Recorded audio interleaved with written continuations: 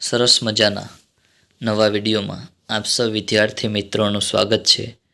આજે આપણે જોવાના છીએ ધોરણ 8 વિષય ગુજરાતી ચેપ્ટર નંબર 14 સાકરનો શોધનારો। એમાં ભાગ આપણે 1, 2 અને 3 જોયા હતા। એ 3 પાઠ જે છે એની ભાગ એની લિંક નીચે આપેલી છે અને એમાં આપણે જે આગળના ભાગ જોયા એમાં આપણે દ્રશ્ય નંબર 1 અને 2 જોયું હતું અને આ વિડીયોમાં આપણે દ્રશ્ય નંબર જે 3 છે એ જોવાના છીએ। તો વિડીયો ગમે તો લાઈક, શેર અને સબસ્ક્રાઈબ કરવાનું ભૂલતા નહીં, જેથી કરીને અમારા જે નવા વિડીયો આવે છે સૌથી પહેલાં તમને મળે। શરૂઆત કરી દઈએ આપણે ત્રીજા દ્રશ્યથી અને આજે આપણું ચેપ્ટર પણ પૂર્ણ કરી દઈએ। જોઈએ આપણે આગળ શું કહેવા માંગે છે અને શું ઘટના ઘટે છે, ફટાફટ જોઈએ આપણે। નિખિલરાય અને ભાસ્કરરાય સુશોભિત એવા દીવાનખાનામાં આવે છે।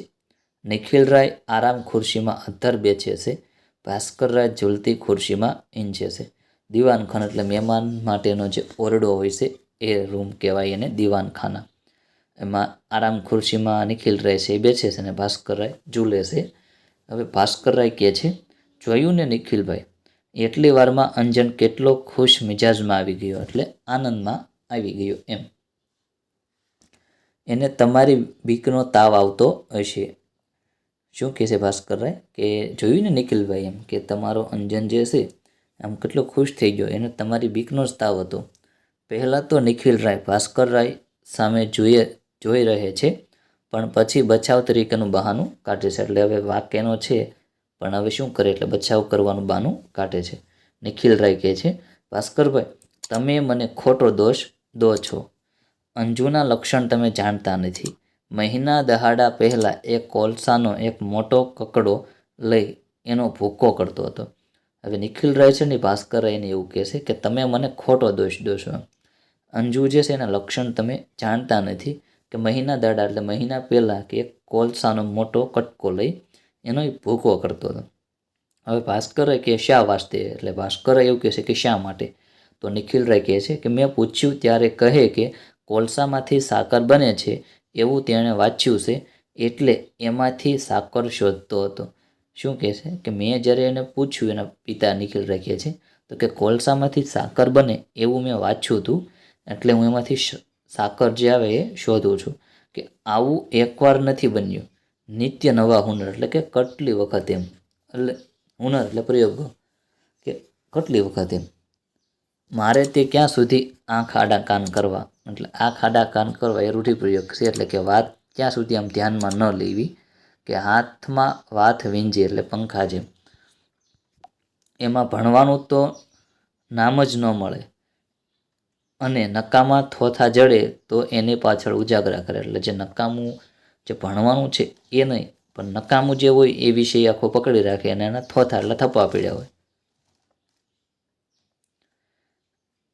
એની પાછળ ઉજાગરા કરે છે। ભાસ્કરરાય, ભાઈ તમારી ભૂલ થાય છે, ભણવાની ચોપડીઓ મોઢે કરનારાઓએ પણ એમનું કેટલું દળદર ફીટાડ્યું। શું કહે છે ભાસ્કરરાય કે ભાઈ તમારી ભૂલ થાય છે, કે જે ભણવાની પાછળ જે ચોપડીઓ મોઢે કરનારા હતા કે એને દળદર ફીટાડ્યું, એટલે કેમ ગરીબાઈ દુઃખ ગરીબી દૂર કરવી, કે એની કેટલાની ગરીબી આમ દૂર થઈ, એમ જે ચોપડીઓ જે મોઢે હતી બધાને એની। એવાય ચોંટે ચોંટે રખડે, એટલે કે એવાય ઠેકાણે ઠેકાણે રખડે છે, કે આપણા વર્ગના કાયમ પહેલાં 5ની અંદર નામ રાખનાર રાજારામને મહિને માંડ 35 રૂપરડી મળે છે। શું કહે છે કે આપણા વર્ગમાં કે 1 થી 5માં આવનાર કે રાજારામ છે એને મહિને માંડ 35 રૂપરડી મળે છે, અને પેલા છેલ્લે બાકડે પડી રહેનાર કે રામલાલે લોખંડના ધંધામાં બંગલો બંધાવ્યો છે। બધું આપણી આંખ આગળ છે। હવે આપણી સાથે જે રાજારામ ભણતા હતા એને મહિને માત્ર 5 રૂપરડી મળે છે, અને છેલ્લે કે છેલ્લી બેન છે જે બાકડે રામલાલ જે છે એને કે લોખંડના ધંધામાંથી બંગલો બંધાવ્યો છે, કે આ બધું આપણી સામે જ છે। નિખિલરાય ગરમ થઈને એટલે મારે એને લોઢાના કારખાનામાં મોકલવો એમ, નિખિલરાય ગુચ્છામાં આવી જાય છે, કહે છે કે મારે હું એને લોઢાના કારખાનામાં મોકલવો કે લોખંડના કારખાનામાં મોકલવો, ભાસ્કરે દાંત કાઢતા કહે છે, ગુસ્સે ન થઈશું, પણ હું માનું છું કે અંજનમાં બુદ્ધિ છે, શક્તિ છે, એટલે હું માનું છું કે તમે એને રૂંધી ન રાખો. ભાસ્કર એવું માને છે કે અંજન છે એનામાં બુદ્ધિ છે, શક્તિ છે, એવું હું માનું છું. એને રૂંધી એટલે તમે એને અટકાવી ના રાખો, એને સાચા માર્ગે વળવા દો. અંજનનું જીવન જ્યાં હણાય નહીં પણ પ્રફુલ્લિત ત્યાં તેને જવા દો. એટલે હણાય નહીં એટલે કે નુકસાન થાય ત્યાં નહીં, પણ પ્રફુલ્લિત એટલે આનંદિત થાય ત્યાં એને જવા દો.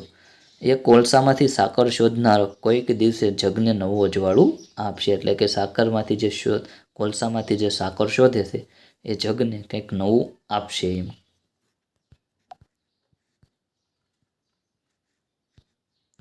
નિખિલરાય પર આની અસર થઈ જણાય છે, કારણ કે એવો તદ્દન મૌન જાળવે છે. એટલે હવે આની અસર થોડીક થઈ હોય એવું લાગે છે અને હાવ મૌન એટલે શાંતિ જાળવે છે. ભાસ્કરરાયને આથી સંતોષ ઉગે એટલે એને રાહત થાય છે. ખુરશીમાંથી ઊભા થઈને એવો બારણે પહોંચે છે. એટલે બે પછી ત્યાંથી આગળ આવે છે. બૂમ મારી, અંજુ કિન્નર અહીં આવો, એટલે બૂમ મારે છે અને અંજુ ને કિન્નર આવો. કિન્નરી આવી પહોંચે છે. કિન્નરી કહે, શું કહ્યું કાકા? ભાસ્કરરાય, અંજન ક્યાં? તો અંજન પણ આવે છે. કિન્નરી ભારથી કે આ આવ્યો. ભાસ્કરરાય ધીરેકથી જાઓ, લતા ભાભીને કહો કે તમને રમકડા વેચી આપે. એટલે જે એના મમ્મી છે એને કહો કે તમને જે હું રમકડા લાવ્યો છું એ આપી દે. કિન્નરી ઉપડી જાય છે.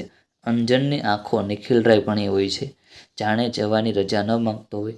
હવે કિન્નરી તો વહી જાય છે, પણ અંજન જે છે એના ફાધરે એને રમવાની રમકડાથી ના પાડી હતી, એટલે એની નિખિલરાય ભણી હોય છે, એટલે કે એના તરફ હોય છે, જાણે એ રજા ન માંગતો હોય એમ. કે નિખિલરાય શાંતિથી કહે છે કે જા.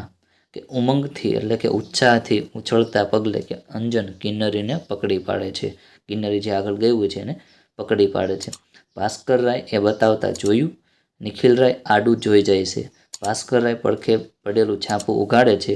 અંદરથી આવતો અંજન અને કિન્નરીનો મીઠો કિલકિલાટ બંનેના કાને અથડાય છે અને ચેપ્ટર જે છે અહીં પૂર્ણ થાય છે. હવે આપણે શબ્દો સમજૂતી જોઈ લઈએ. ધખ્યા એટલે ગુચ્છે થયા અને વટ્યા. લાશ થઈ ગયો એટલે ખૂબ નબળો થઈ ગયો. દળદર એટલે દારિદ્ર્ય, ગરીબી. હુન્નર એટલે કારીગીરી, કસબ કહેવાય ને. રેઢિયાળ એટલે નિયંત્રણ વિનાનું, છૂટું મુકાયેલું.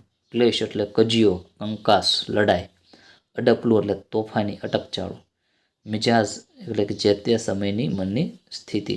લગીર એટલે થોડું. રૂઢિપ્રયોગ જોઈ લઈએ.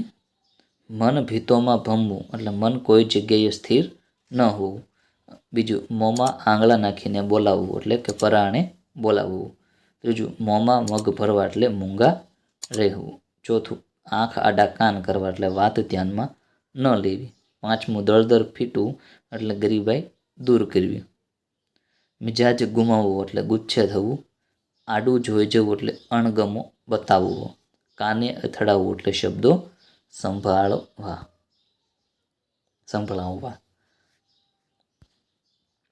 અહીં આપણે ભાગ નંબર જે 4 છે એ પૂર્ણ કરીએ છીએ. ફરી પાછા નવા વિડીયો સાથે નવી મુલાકાત. ત્યાં સુધી તમે અમારા વિડીયો જુઓ અને તમારા વિદ્યાર્થી મિત્રોને પણ શેર કરો.